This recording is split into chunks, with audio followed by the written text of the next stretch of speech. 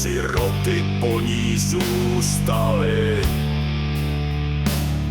I přicházeli každičkého rána a matičku svou hledali. I zželelo se matce milých dítek, duše její se vrátila a vtělila se v drobnolistý kvítek, jímž mohylu svou pokryla. Poznali dítky matičku po dechu, poznali jí a plesali.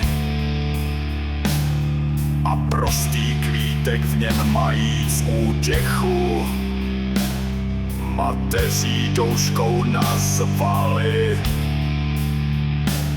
Mateří douškou vlasti naší milé, vyprosté naše pověsti. Natrhal jsem tě na dávné mohyle, komu mám tebe přinésti? Ve skromnou já tě kytici zavážu, ozdobně s tužkou opinu.